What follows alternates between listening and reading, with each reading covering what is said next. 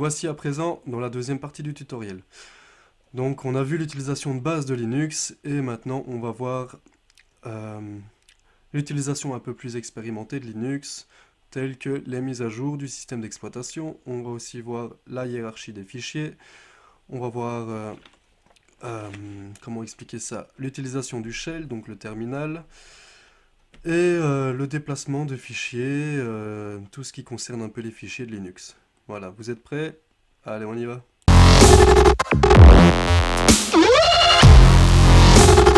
On se retrouve à présent sur le petit bureau de Linux et je vais vous expliquer comment faire vos mises à jour. Donc déjà, on va utiliser la commande apt qui va servir à aller lire les fichiers sur le serveur, on va dire ça comme ça, de Kali Linux pour vérifier si vous avez les bons. Donc avant tout ça, on va d'abord se mettre en mode administrateur de la machine.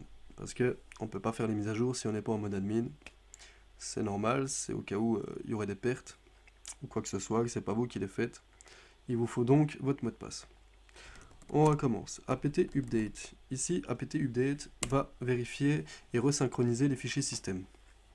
C'est-à-dire s'il y a des fichiers qui ont été modifiés et qui ne devaient pas, ou que vous ayez fait une mauvaise manipulation, vous faites un petit update et la resynchronisation va se faire. Moi, elle vient d'être faite juste avant, ça fait 4 fois que je refais la vidéo, donc j'ai eu le temps de la faire. Après ça, on va faire un petit apt upgrade. Upgrade. La différence de update et upgrade, c'est-à-dire que upgrade, lui, va faire l'installation des paquets. Update va vérifier s'ils sont toujours bien synchronisés. Upgrade va faire la mise à jour. À la suite de ça, on a aussi la commande apt full upgrade ou dist upgrade qui, lui, va faire une mise à jour complète de votre système d'exploitation. Donc, comme je venais de dire, la mienne elle est faite. Mais s'il y a des nouveautés sur Kali ou quoi que ce soit, il faudra faire un dist upgrade pour les avoir. Voilà.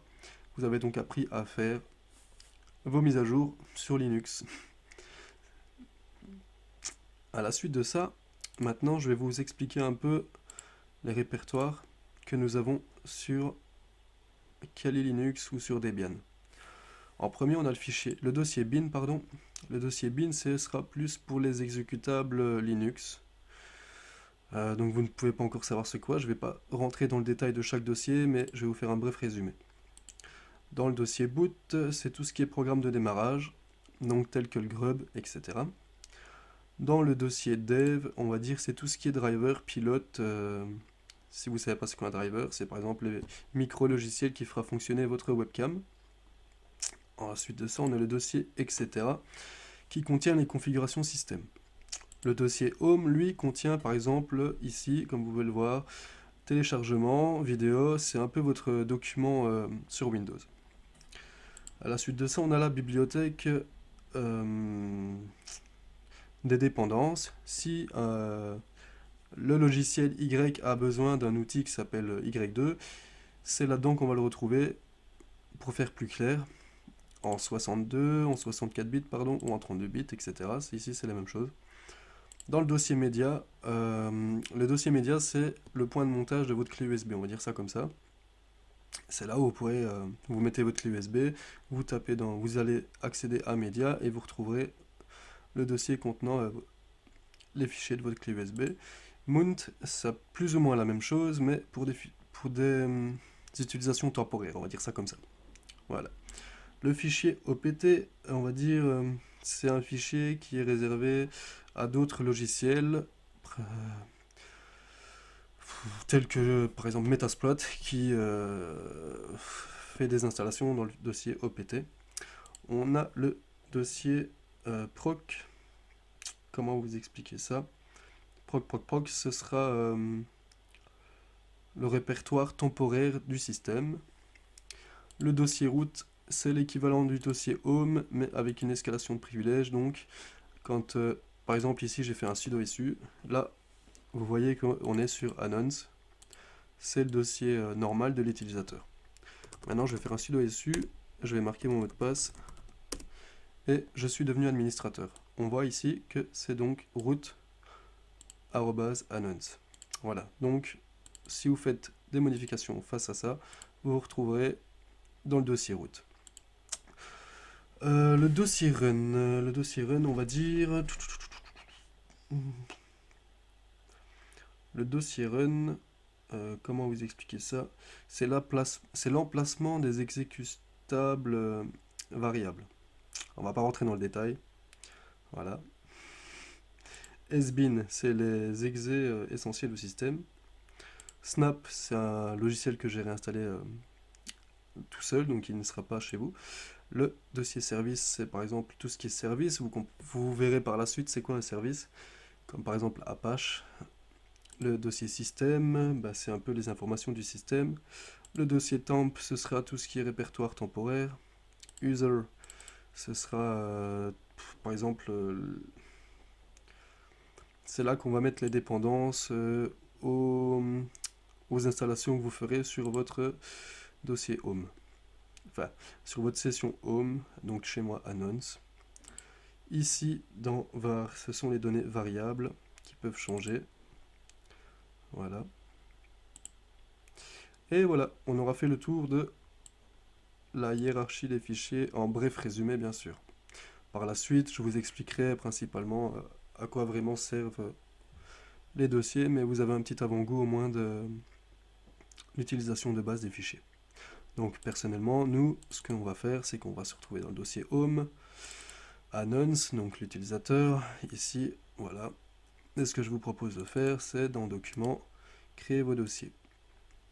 Après, maintenant, comme sur Windows, vous pouvez créer des dossiers via les clics droits, etc. On va voir, nous, l'utilisation du terminal pour pouvoir se déplacer, créer des dossiers, etc.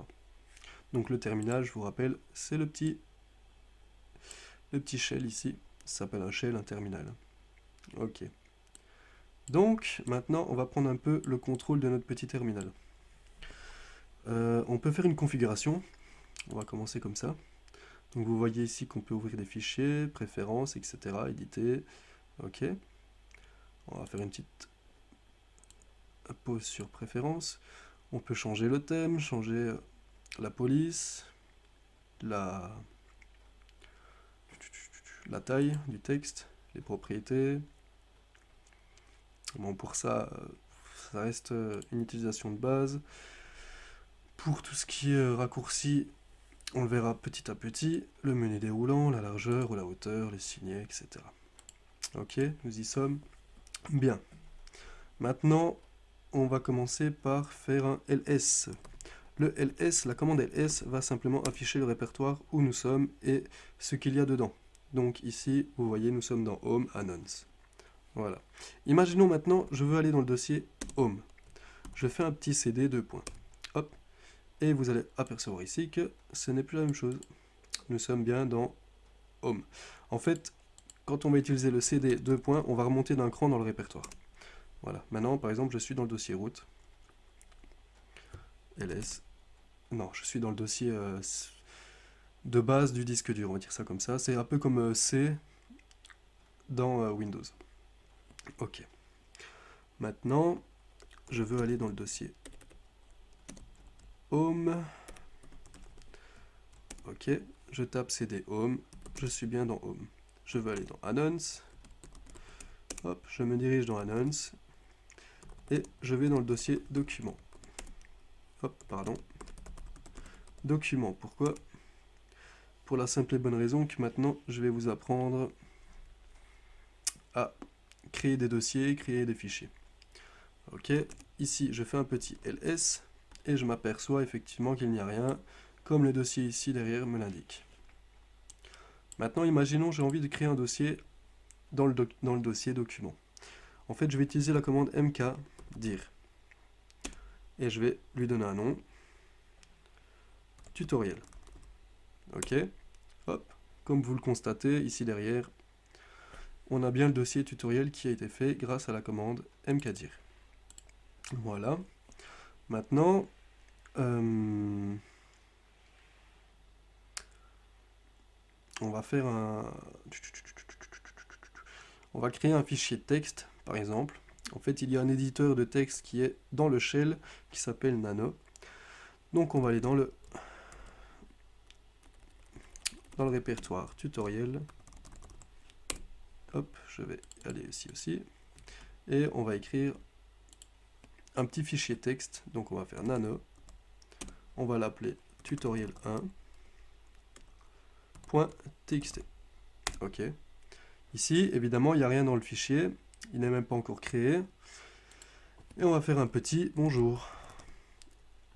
À la suite de ça, vous pourrez constater qu'ici en bas, vous avez un petit menu. Pour utiliser le menu, c'est simple, il faut faire la touche CTRL, qui est équivalent au petit chapeau ici là. Et par exemple, moi je vais faire un CTRL X. Il va me demander si je veux sauvegarder. Je vais faire la touche O pour oui. Et le nom du fichier, tutoriel1.txt. Paf, je ferme, je reviens dans mon shell. J'ai bien le fichier qui était créé. Je clique avec LibreOffice. J'aurais peut-être pas dû prendre LibreOffice, mais bon, ça c'est pas encore un gros souci. Ok, et il y a bien marqué bonjour dedans. C'est deux manières de devoir écrire des fichiers. Avec Nano par exemple, donc depuis le terminal. Faire des éditions de texte depuis Nano, c'est assez rapide. Ok, voilà. Maintenant, je reprends mon terminal. Et on va faire par exemple une copie de fichier. On va utiliser la commande cp tutoriel1.txt et on va faire non, c'est tutoriel1.txt. On va le copier en tutoriel2.txt. Ok. Donc grâce à la commande cp, on va faire une copie avec un autre nom. Je reclique dessus par exemple avec Mousepad, c'est un autre éditeur de texte qui est beaucoup plus rapide, et on voit effectivement qu'il y a toujours marqué bonjour dedans. Très bien, de là on a réussi à se déplacer dans le répertoire, on a créé un fichier, créé un dossier, on a lu un fichier avec Nano, l'éditeur de texte, on va afficher un peu comme le ls les fichiers et les dossiers qui sont présents dans le répertoire tutoriel. Donc grâce à dir et grâce à ls, c'est à peu près la même chose. On a fait ça. Maintenant, imaginons on veut faire un clic droit pour savoir les propriétés du fichier. On va utiliser la commande file tutoriel 1 ou 2.txt. On va nous dire que c'est un fichier de texte ACI. Ça, vous pouvez peut-être pas encore comprendre tout de suite, mais on verra par la suite en créant des scripts. Voilà. Maintenant, on voudrait déplacer un fichier depuis le terminal. Comment allons-nous faire? Je vais créer un deuxième dossier, donc toujours depuis le terminal, mkdir, je crée un tutoriel, copie, ok. Donc j'ai bien le dossier ici qui vient d'être créé. Ce que moi je vais faire maintenant, ça va être de déplacer le fichier tutoriel2.txt dans tutoriel copy. Donc, comment ça marche? On fait un mv pour move, on prend tutoriel2.txt que je vais déplacer dans tutoriel copy. Hop, il disparaît et il se retrouve donc à une petite erreur.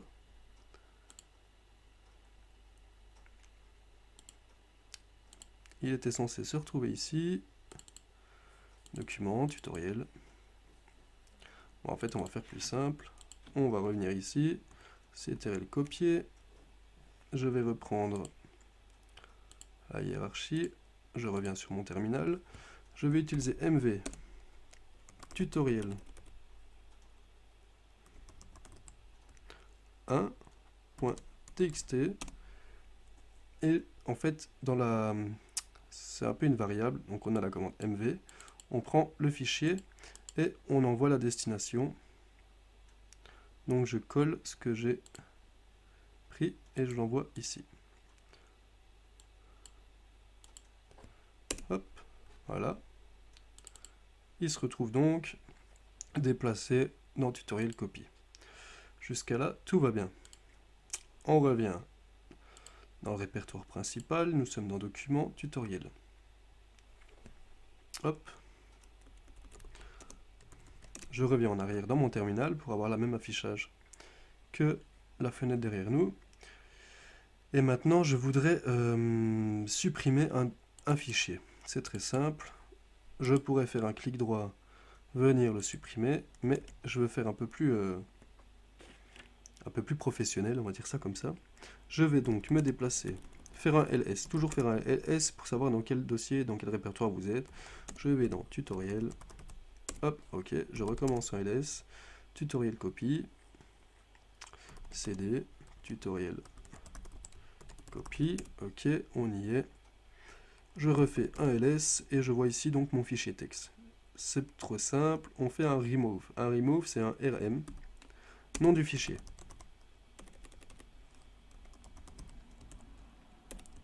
Donc pour ma part, tutoriel texte. Ok, on peut visualiser ici, pardon, que le fichier est bien delete. Maintenant, on a fait la suppression de fichier, on va faire la suppression de dossier. Pour ça, on va revenir en arrière avec un cd de points. Et en fait, c'est toujours la remove, mais ici, remove dir. Remove dir, RMDIR. C'est très simple. Ok, je fais un ls pour savoir ce qui se passe ici. Et je fais un rmdir. Et je supprime donc le dossier tutoriel copie. C'est parfait, tout est parti. Voilà, donc ici, on a fait votre petite initiation à Linux. Vous savez vous déplacer dans un terminal, vous savez l'utiliser. Vous savez copier des fichiers, déplacer des fichiers. Vous connaissez un peu les dossiers. Vous avez utilisé nano. Donc je répète nano text.txt. Hop, l'éditeur de texte, ctrlx, parce qu'on n'a rien écrit dedans. Vous avez eu quelques commandes. Vous savez, grâce à sudo su, que vous pouvez passer en tant qu'administrateur. On a fini pour cette petite première partie de votre initiation. Voilà, donc l'initiation de Linux, elle est faite. Dans la prochaine partie, je vais vous expliquer comment exécuter des scripts, des logiciels, par exemple des points DEB, donc des points dub, des exécutables, etc. Et ce sera la dernière partie de notre initiation à Linux. Une fois que ce sera fait, on va passer aux bases. Dans les bases, je vous fais un petit avant-goût. Ce que je vais vous proposer donc ici, ce sera de vous expliquer l'utilisation de chaque catégorie de logiciels. Donc c'est-à-dire que je vais vous faire un tutoriel sur, par exemple, dans l'analyse des DNS, je vais vous expliquer, je reviens dessus, à quoi sert un des trois outils. Voilà, je ne vais pas faire les trois outils, je ferai un deuxième outil dans la partie supérieure de mon tutoriel, on va dire ça comme ça. Mais là, je vous expliquerai, par exemple, ici, dans analyse DNS, à quoi sert DNS num. Ok. Dans analyse OSINT, je vais vous expliquer comment on fonctionne Spiderfoot.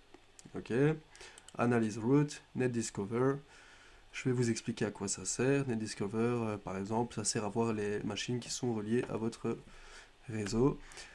Un petit tutoriel sur chaque outil. Ça va me faire plus ou moins 200 vidéos, peut-être 300 vidéos. Mais enfin, après ça, vous serez des experts de Kali Linux. Allez les gars, je vous dis à la prochaine. Prochain tuto, exécution. Allez, à tout à l'heure.